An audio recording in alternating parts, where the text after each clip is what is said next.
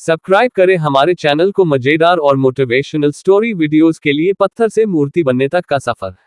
एक मूर्तिकार था जो बहुत ही सुंदर मूर्ति बनाता था। वह मूर्ति बनाने के लिए कुछ पत्थरों को चुनता है और उन्हें घर ले आता है।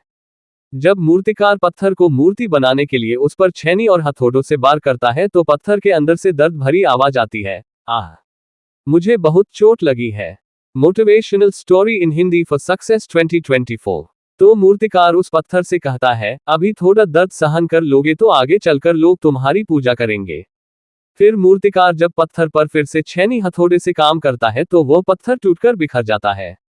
फिर वह मूर्तिकार दूसरा पत्थर उठाता है और जब उस पर छेनी और हथौड़ों से वार करता है तो दूसरे पत्थर के अंदर से भी दर्द भरी आवाज आती है, आह, मुझे बहुत चोट लगी है।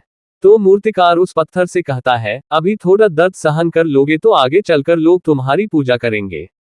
तो वह पत्थर कहता है, ठीक है, तुम अपना काम करो, मेरे दर्द की परवाह मत करो।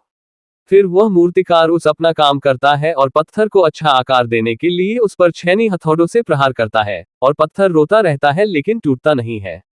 फिर मूर्तिकार उस पत्थर को आग की भट्टी में डाल देता है और कुछ समय के लिए उस पत्थर को आग की तपन में जलने के लिए छोड़ देता है। उसके बाद मूर्तिकार उस पत्थर को और अच्छा आकार देता है और उस पर कलर करता है और यह सब दर्द पत्थर बर्दाश्त करता है। तब जाकर एक पत्थर मूर्ति बनता है और फिर कुछ लोग उस मूर्ति को खरीदने के लिए उस मूर्तिकार के पास आते हैं और मूर्ति को खरीद लेते हैं। इतना कुछ सहना पड़ता है तब जाकर एक पत्थर मूर्ति बनता है और तब जाकर लोग उस पत्थर को पूजते हैं।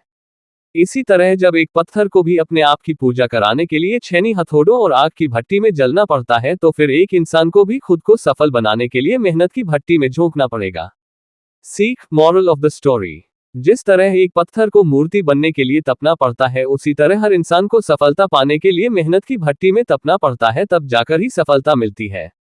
ऐसे लोग मार्केट में बहुत मिलेंगे जो नेटवर्क मार्केटिंग के बारे में, किसी बिजनेस के बारे में या शेयर मार्केट के बारे में बोलेंगे कि हमने भी किया है और हो सकता है उन्होंने किया भी हो, लेकिन मेहनत की भट्टी में आते ही वह टूट गए हों और असफल हो गए हों। इसलिए हमें किसी की बात पर ध्यान नहीं देना चाहिए, हमें सिर्फ डटकर मेहनत करनी चाहिए।